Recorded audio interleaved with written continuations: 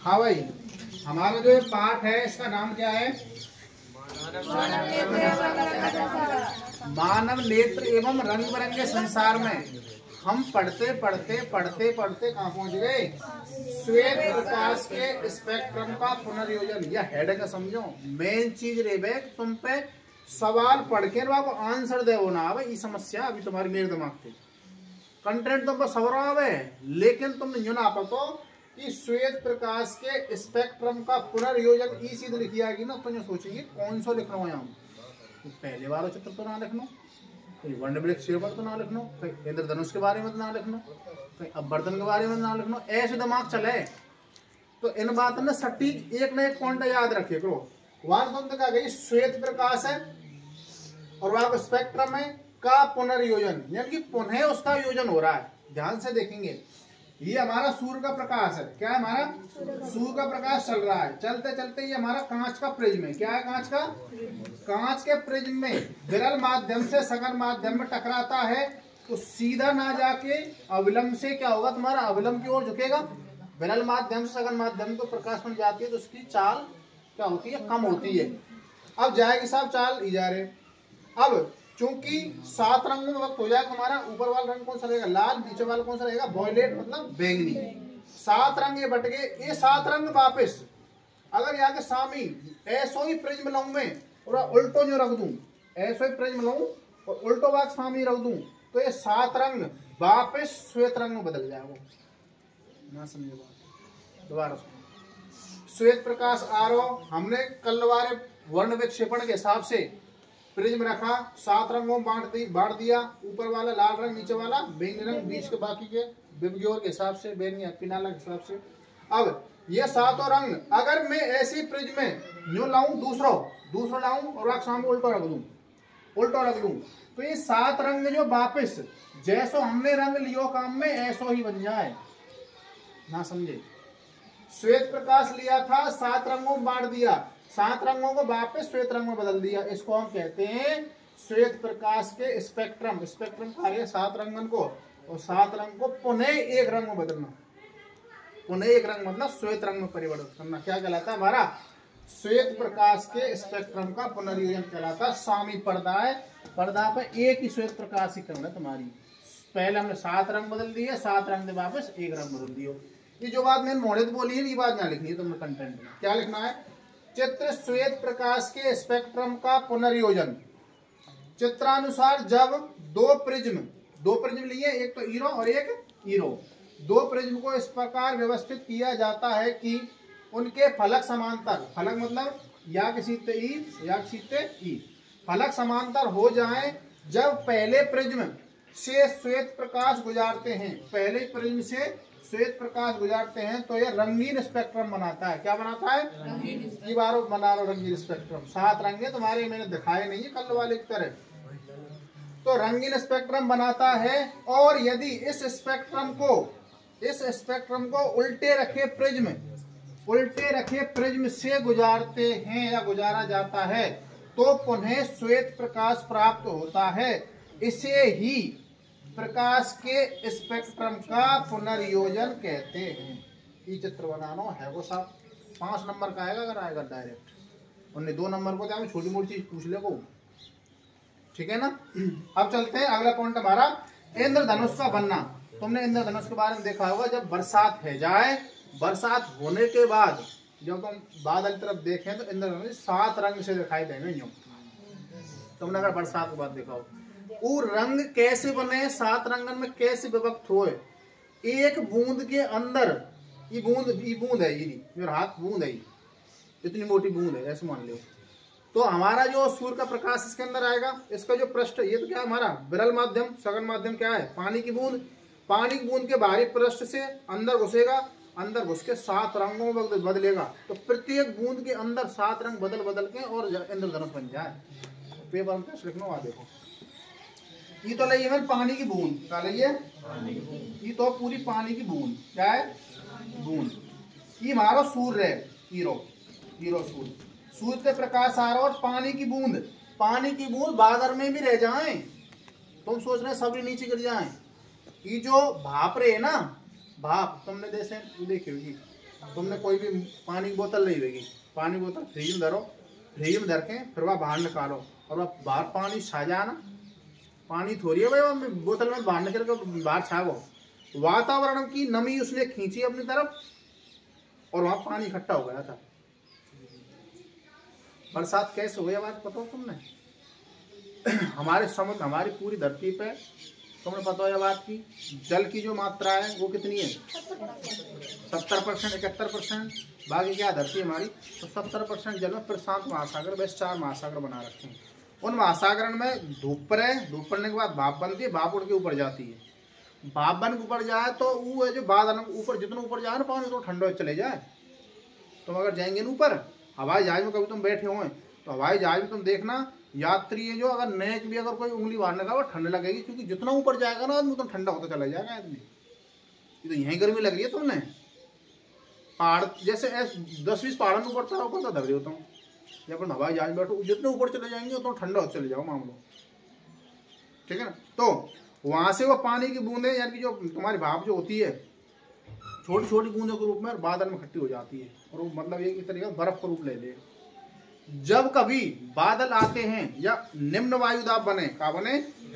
निम्न वायुदाब। तो उच्च वायुदाब से निम्न वायुदाब की तरफ पवनें चलती हैं और पवनें जब चलती हैं तो उनसे वो टकराती हैं और टकराने के बाद पानी जो पिघल के जब टपक गए ना उनसे बरसात के में तुम्हें कहें ठाकुर जी बरसात ना, ठाकुर जी खेलना है जोग्राफिकल कंडीशन, भौगोलिक परिस्थिति। यानी 15 जून को एंट्री है जाए किनकी? हमारी पवनन की 15 जून को एंट्री है जाएगी तुम्हारी राजस्थान में। तो और सब सर्वाधिक वर्षा हमारी होती है अरब सागर से। अरब सागर जो लहरें आती है ना उनसे बरसात ज्यादा होती है हमारे यहाँ पे, बंगाल खाड़ी से इतनी नहीं होती है। तो इंद्रधनुष के बाद ये हमारी पानी की बूंद है, ठीक है साहब। ये हमारा सूर्य का प्रकाश है, सूर्य का प्रकाश दे ये आ रहा हो कि चलते जा रहा हो चलते जा रहा। पानी की बूंद को जो पृष्ठ है ज्यादा टकरा रहा है और बरल माध्यम सकल माध्यम जा रहा थोड़ा सा क्या होगा, स्पीड कम होगी यानी चाल कम होगी तो अविलंब की ओर झुकेगी, सीधी ना जाकर ऐसे हो जाएगी ऐसे। अब पानी की बूंद का दूसरा पृष्ठ है कांच की तरह काम कर रहा है पानी, जो है ना कांच जैसा पानी। तो बूंद है जो तुम एक तरीका कांच ध्यान रखो थोड़ी देर के लिए। जब जाके आंतरिक पृष्ठ टकराएगी तो ये तो 7 रंग बन गए, ये 7 रंग वापस हमारे एक रंग बदल गए। अब ये 7 रंग प्रत्येक बूंद के अंदर दिख के जब हमने इंद्रधनुष दिखने लग जा 7 रंग वो इंद्रधनुष वर्षा होने के बाद ही दिखाई देगा, वो वर्षा होने के बाद ही ऐसा दिखाई देता है आपको ऐसा आकाश में। लेकिन क्रिया ये वाली होती है, ऊपर होता है लाल रंग, नीचे होता है वॉयलेट रंग बैंगनी, ऊपर होता है लाल रंग। इसके बारे में पेपर में कैसे लिखेंगे? इंद्रधनुष का बनना। इंद्रधनुष वर्षा के पश्चात आकाश में वर्षा की बूंदों में दिखाई देने वाला प्राकृतिक स्पेक्ट्रम है। क्या है हमारा? प्राकृतिक स्पेक्ट्रम है। और कृत्रिम स्पेक्ट्रम का हमारा प्रिज्म द्वारा बना रहे हो। जब प्रकाश चित्रानुसार वर्षा की बूंद में प्रवेश करता है तो अपवर्तित व विक्षेपित होता है, अलग अलग रंगों में होता है। अब यह वर्षा की बूंद के आंतरिक पृष्ठ ये वालों मारो, ठीक है भाई, से टकराता है और इसका आंतरिक परावर्तन होता है। क्या होता है? आंतरिक परावर्तन, यानी वापस फेंकता है तुम्हारे इसको प्रकाश किरण को, आंतरिक परावर्तन होता है। अब यह वर्षा की बूंद से निकलते समय पुनः अपवर्तित होता है तुम्हारा, निकलते समय फिर तुम्हारा छात्रों को विभक्त हो रहा तुम्हारा होता है और प्रेक्षक को इंद्रधनुष दिखाई देता है। इंद्रधनुष देखने के लिए पीठ को सूर्य की ओर होना चाहिए। सूर्य अगर इतको है ना तो न्यू बनेगा इंद्रधनुष, ना तुम न्यू को देख लो सूर्य इंद्रधनुष ऐसे नहीं बनेगा। अगर सूर्य इधर होगा ना तो इधर बनेगा इंद्रधनुष, क्योंकि प्रकाश ऐसे आ रहा है, बूंद के अंदर घुस रहा है, प्रत्येक बूंद के अंदर घुस रहा है, अनंत बूंद है ना। समझे बात है, ये मामला है इसका। अब करेंगे तो मैथमेटिक्स का एक सवाल। और लास्ट हम कहाँ पहुंच गए थे भाई? पॉइंट 3 का नोट तो कर लिया सबने?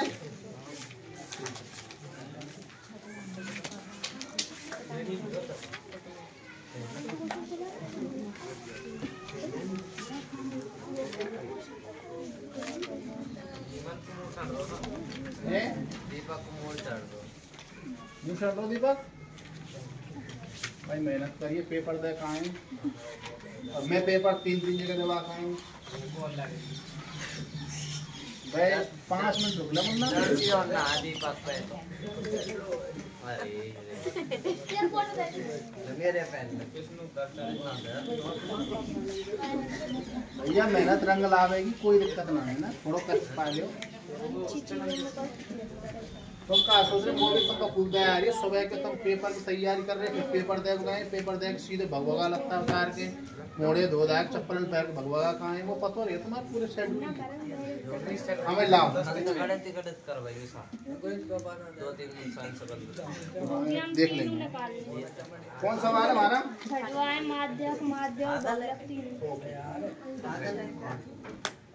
हाँ भाई छठवां सवाल है, इसको लिख ले पहले ना। हाँ भाई एक्सरसाइज कौन सी है हमारी?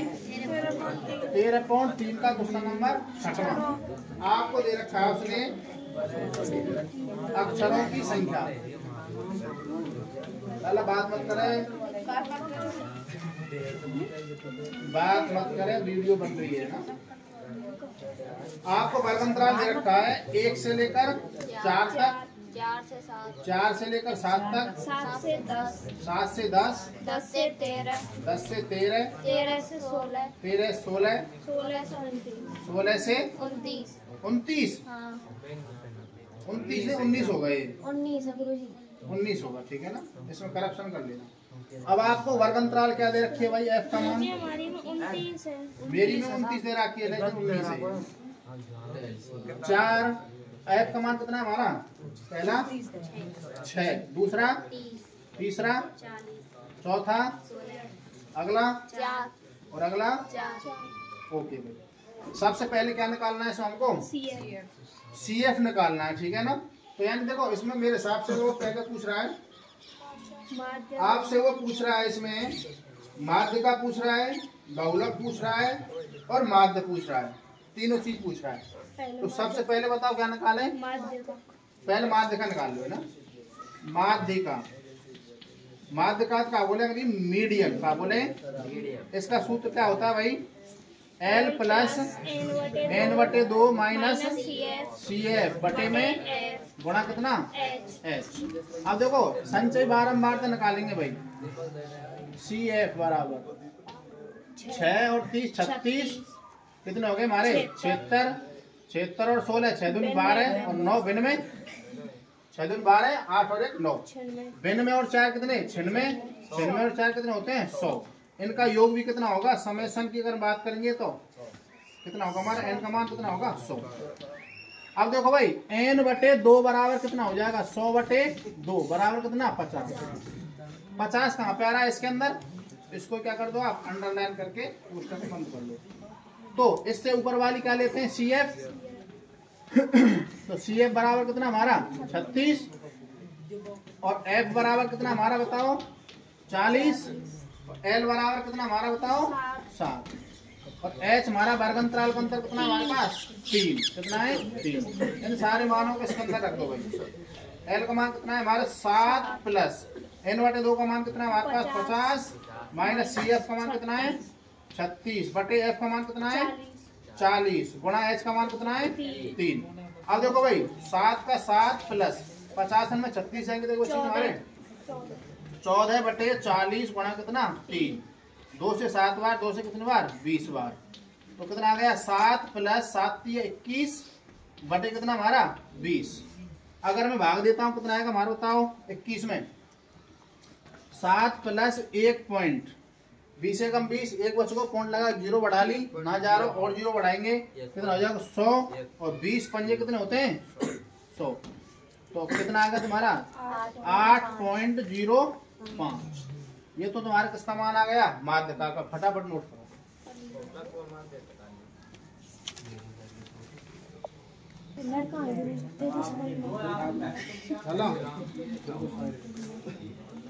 हाँ भाई अब देखो, अब हम कर लेते हैं इसमें तुम्हारा बहुलक। क्या कर लेते हैं?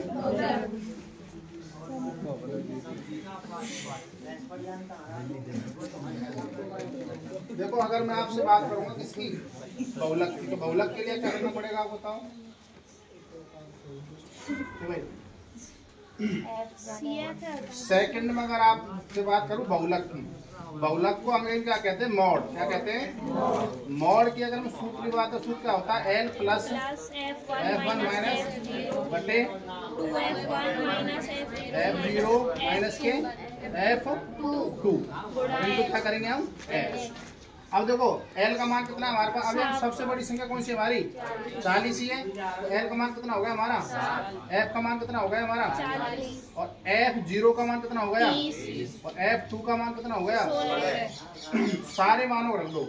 अब देखो F0 बराबर कितना हमारा 30, F1 बराबर कितना कितना हमारा 40, F2 बराबर कितना हमारा 16, L बराबर कितना, H बराबर कितना हो जाएगा हमारा, कितना हो जाएगा 3। सारे मानों को इसके अंदर रख दो तुम्हारा। L का मान कितना है हमारे पास 7 प्लस F1 का मान कितना है 40 माइनस कितना 30 बटे में 2 गुणा 40 माइनस F0 का मान कितना हमारा 30 माइनस F2 का मान कितना है 16 इंटू H का मान कितना है हमारे पास, कितना दे रखा है, तो सीधा सॉल्यूशन कर देंगे। 7 प्लस 40 में कितने 10 बटे में कितने बचे, 80 माइनस कितने 40 और गुणा कितना हमारा 3। और देखो जो आपकी 7 प्लस 10 बटे कितना बचा हमारा 34 और गुणा कितने हमारे 3, तो 7 प्लस 10 दिया 30 बटे कितना